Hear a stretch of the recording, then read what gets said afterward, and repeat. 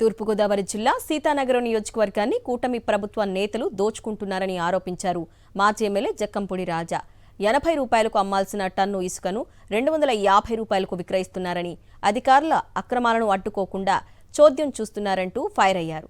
ప్రభుత్వం చర్యలు తీసుకోకపోతే న్యాయస్థానాన్ని ఆశ్రయిస్తామని వైఎస్ఆర్సీపీ నేతలు హెచ్చరించారు. ఇక ఇదే విషయంపై మరింత సమాచారాన్ని మా ప్రతినిధి హరీష్ అందిస్తారు.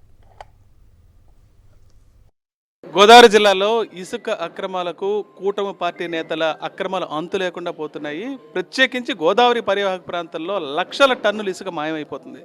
ప్రధానంగా రాజానగరం నియోజకవర్గం సీతానగరంలో ఉన్న వంగలపూడి ర్యాంపులో అయితే 3 రెట్ల అధిక ధరకు అక్కడ ఇసుక నమ్మి స్థానికంగా ఉండే అక్రమార్కులు లక్షల రూపాయలు వెనకేసుకునే పరిస్థితి. దీనికి స్థానికంగా ఉన్న కూటమి నాయకుల తోడ్పాటు కూడా చాలా ఎక్కువగా ఉంటుంది. సార్ చెప్పండి, దీనికి సంబంధించి గతంలో రాజానగరం ఎమ్మెల్యేగా జక్కంపూడి రాజా పనిచేశారు.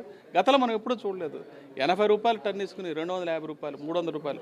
గతంలో ఒకసారి అక్కడ గొడవ కూడా జరిగింది, ర్యాంప్ కూడా క్లోజ్ చేశారు. మళ్ళీ ర్యాంప్ ప్రారంభం అయిపోయింది, రాత్రిపూట కూడా తవ్విసుకుని తరలించేస్తున్నారు. ఏ రకంగా చూడొచ్చు? కూటమి ప్రభుత్వం ఏర్పడినటువంటి క్షణం నుంచి కూడా, అంటే బహుశా ఇంకా రిజల్ట్లు కూడా పూర్తిగా రాకుండానే విచ్చలవిడితనంతో ఎక్కడ పడితే అక్కడ ఏది కూడా అనర్హం కాదు, ప్రతిదీ కూడా అవినీతికి అవకాశం ఉంది అన్నట్టుగా పక్కన ఇసుక కావచ్చు, మట్టి కావచ్చు, లేకపోతే ఈవెన్ బ్లాక్ మెటల్కి సంబంధించినటువంటి క్వారీలని కావచ్చు, లేకపోతే అధికారులకు సంబంధించినటువంటి పోస్టింగుల విషయంలో కావచ్చు, లేక కోడి పందాలు, లేకపోతే జోదానికి సంబంధించి ప్యాకాట్ శిబిరాలు కావచ్చు, 1, 2 అని కాదు, ఏది పడితే అది ఇది అని లేకుండా విపరీతమైనటువంటి అవినీతికి ఈవేళ ఈ నియోజకవర్గం ఒక ప్రత్యేకత కింద నిలబడినటువంటి పరిస్థితి ఉంది. రాష్ట్రం అంతా కూడా ఒక ఎత్తు అయితే ఇవాళ రాజానగరం నియోజకవర్గంలో పరిస్థితులు దానికి మరింత రెట్టించినటువంటి పరిస్థితులు కనిపిస్తూ ఉన్నాయి. గడిచినటువంటి 9 నెలల కాలంలో కనీసం అంటే ఒక 90 ఆర్టికల్స్ ఉంటాయి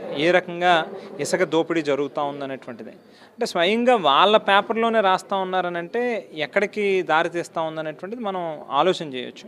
ఎవరైనా అడ్డు వస్తే ట్రాక్టర్తో డైరెక్ట్గా గుద్దేయడం, కౌంటర్లు పెట్టి డబ్బులు వసూలు చేసేటటువంటి కార్యక్రమం అన్నీ కూడా రికార్డెడ్గా మనం చూస్తే సింగవరం గ్రామానికి సంబంధించినటువంటి తెలుగుదేశం పార్టీ సర్పంచ్ స్వయంగా తానంతట తానే ఒక సెల్ఫీ వీడియోని కూడా రిలీజ్ చేశాడు. ఇసుక మేనేజ్మెంట్ చేస్తూ ఉన్నటువంటి ఆర్గనైజర్ దగ్గరికి వెళ్ళి, మీ కాళ్ళు పట్టుకుంటాను, దయచేసి మా దగ్గర ఇసుక ఈ స్థాయిలో తోలేస్తున్నారు, యాక్సిడెంట్లు అవుతూ ఉన్నాయి, ఇసుక కళ్ళలో పడతా ఉంది, వాటరింగ్ చేయండి అని చెప్పి అడిగినటువంటి సందర్భాన్ని కూడా మనం చూసాం. ముఖ్యంగా చెప్పి సూపర్ 6 అన్నారు. సూపర్ 6 మాట దేవుడారు. ప్రస్తుతానికి ఉన్నటువంటి మొత్తం స్కీమ్స్ అన్నీ మనకి జగన్మోహన్ రెడ్డి గారు ప్రవేశపెట్టినటువంటి పథకాలన్నీ రద్దు చేశారు. ముఖ్యంగా ఇచ్చేది ఏంటంటే పెన్షన్ తప్ప తక్కువ అన్నీ కూడా నాశనం. వసతి దీవెన కార్యక్రమం లేదు. ఈ రోజున మొత్తం మనకి సంక్రాంతికి ప్రజలందరూ కూడా ఏదో వస్తుంది ప్రభుత్వం నుంచి, తోఫా అన్నారు, అదన్నారు, ఇదన్నారు. ప్రతి ఓళ్ళు కూడా ఇబ్బంది పడేటువంటి పరిస్థితి వచ్చింది ఈ రోజున.